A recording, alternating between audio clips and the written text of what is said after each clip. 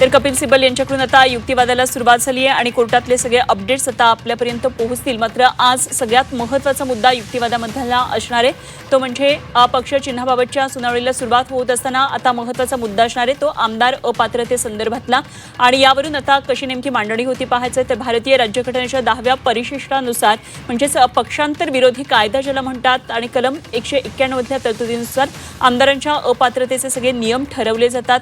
तेव्हा स्वेच्छेनं पक्षाचं सदस्यत्व सोडणं किंवा पक्षाच्या आदेशाविरुद्ध मतदान करणं आणि लाभाचं पद भूषवणं यामुळे आमदार अपात्र ठरू शकतात। आता यामधल्या या सगळ्या मुद्द्यांची नेमकी कशा पद्धतीनं मांडणी कपिल सिब्बल आज माननीय न्यायालयासमोर करतात हे बघणं खूप महत्त्वाचं असणार आहे। शिवसेना पक्ष आणि चिन्हाबाबतच्या सुनावणीला सुरुवात झाली आहे। आजचा हा सुनावणीचा 5वा दिवस आहे।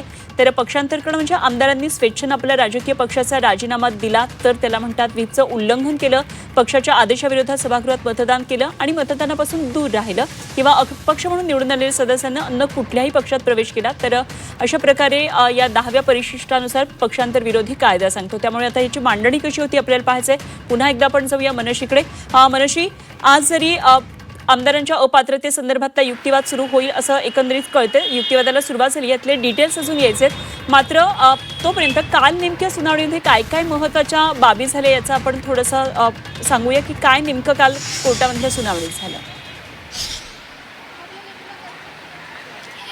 कालच्या गोष्टींचा उहापोह तर आपण करणारच आहोत। मात्र सध्या कपिल सिब्बलांनी युक्तिवादाला सुरुवात केलेली आहे आणि राष्ट्रीय कार्यकारिणीच्या निवडीची माहिती कपिल सिब्बलांनी आता द्यायला सुरुवात केलेली आहे। जी राष्ट्रीय कार्यकारिणी शिवसेना पक्षांतर्गत निवडली गेलेली होती त्याची माहिती सध्या कपिल सिब्बल देताना आपल्याला बघायला मिळत आहेत आणि त्यांच्या युक्तिवादाला देखील सुरुवात झालेली आहे। हे लेटेस्ट अपडेट आहे आणि कालचा जो एकंदरीत युक्तिवाद झालेला होता त्यातले जे प्रमुख मुद्दे ज्याचा उहापोह आपण करतो आहोत ते प्रमुख मुद्दे म्हणजे शेड्यूल 10 वरची चर्चा, दुसरा मुद्दा म्हणजे विधानसभा अध्यक्षांचं कार्यक्षेत्र, त्यांनी जे शिवसेना आमदारांना अपात्र न ठरवण्याचा निर्णय घेतलेला आहे त्याला दिलेलं आव्हान आणि विधानसभा अध्यक्षांचा तो निर्णय योग्य होता का असा प्रश्न उपस्थित केला गेला।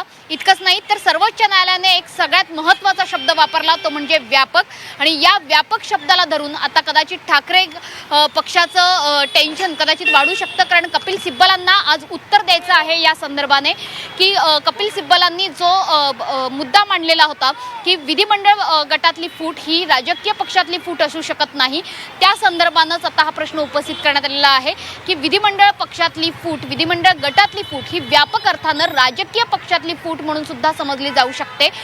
अशा पद्धतीचा प्रश्न हा उपस्थित करण्यात आलेला आहे। त्याच्यामुळे सुनावणीला सुरुवात झालेली आहे आणि सुनावणीमधले अपडेट्स वेळोवेळीचे अपडेट्स आपण प्रेक्षकांना देणार आहोत। सध्याचं अपडेट हे आहे की कपिल सिब्बलांनी आता युक्तिवादाला पुन्हा एकदा सुरुवात केलेली आहे। खरं तर कपिल सिब्बलांची गेल्या काही दिवसातली बॅटिंग अक्षरशः धुवाधार अशा पद्धतीने झालेली आपण बघितलेली आहे। मात्र जो प्रश्न काल सर्वोच्च न्यायालयाने उपस्थित केलेला आहे जो अतिशय कळीचा मुद्दा ठरतोय त्याच्यावरती आता कपिल सिब्बल नेमका काय युक्तिवाद करणार हे बघणं महत्त्वाचं आहे। अगदी मनीषी, अशा संपर्कात रहा। कृष्णात पाटील आपले प्रतिनिधी आपल्याबरोबर जोडले गेलेत आणि कृष्णातची आपण आता चर्चेला सुरुवात करूया। कृष्णात, महासुनावणीला सुरुवात झाली आहे, 5वा दिवस आहे आजच्या या महासुनावणीतला आणि कपिल सिब्बल यांचा युक्तिवाद आता सुरू झालेला आहे आणि यामध्ये त्यांनी आता कोर्टाला नेमकी राष्ट्रीय कार्यकारिणी काय होती याची माहिती द्यायला सुरुवात झालेली आहे।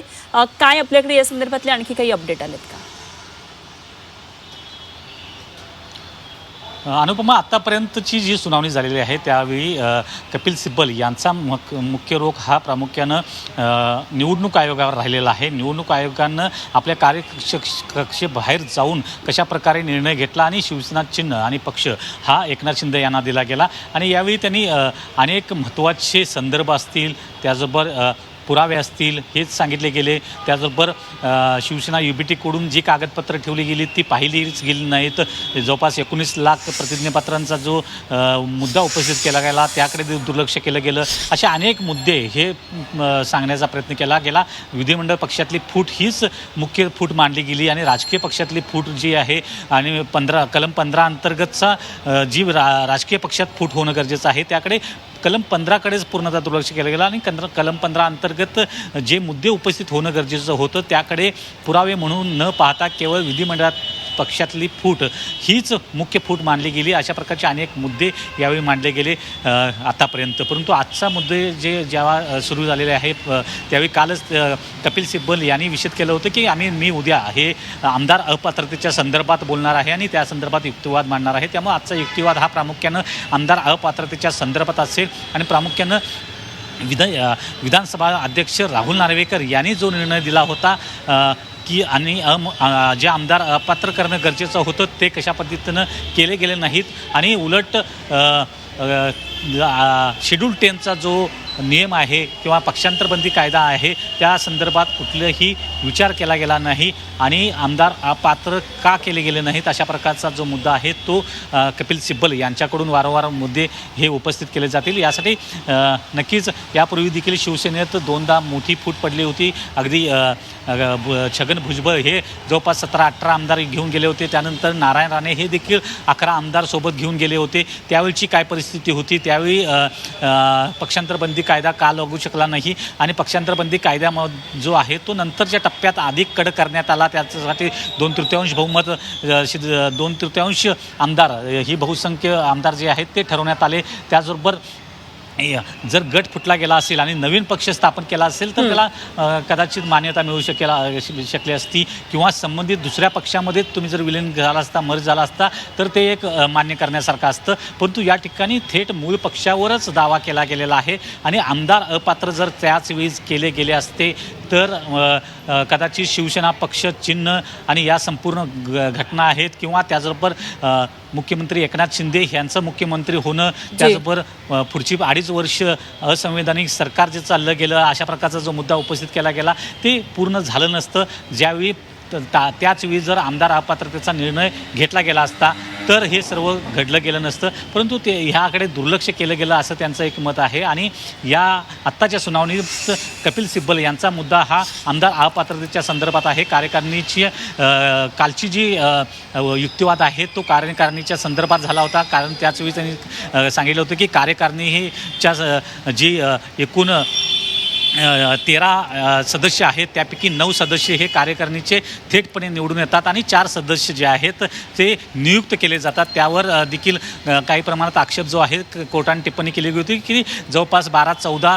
जे राज्य प्रभारी आहेत ते कुठेही शिवसेना ठाकरेंच्या बाजूने नव्हते. हा मुद्दा देखील त्यावेळी उपस्थित केला गेला. परंतु इतर जी संघटनात्मक ताकद आहे ते बहुमत जे आहे ते प्रामुख्यानं शिवसेना UBTकडे होते. अगदी 33 जवळपास 33 उपनेते जे आहेत त्यापैकी ते 21 उपनेते हे निवडणुकीच्या द्वारे भरले गेले आहेत आणि 12 जे आहेत ते नियुक्त केले गेले आहेत असं देखील सांगण्याचा प्रयत्न केला गेला. उद्धव ठाकरे यांची निवड जी आहे ती कार्यकारिणीत लोकशाही पद्धतीने या कार्यकारिणीचा जो आता मुद्दा तुम्ही बोलताय त्यातलीच ही अपडेट आहे. खरं तर कपिल सिब्बल आता जेव्हा युक्तिवाद करतात तेव्हा राष्ट्रीय कार्यकारिणीच्या निवडीची माहिती त्यांनी द्यायला सुरुवात केली आहे आणि ते त्यामध्ये म्हणतात की राष्ट्रीय कार्यकारिणीच्या निवडीबाबत कुठलाही आक्षेप घेतलेला नव्हता आणि यावेळी कपिल सिब्बल यांनी जनता दलामध्ये जी फूट पडली आहे तर त्याचा दाखला दिलेला आहे. ते तिथे दाखला देत आहेत सध्या.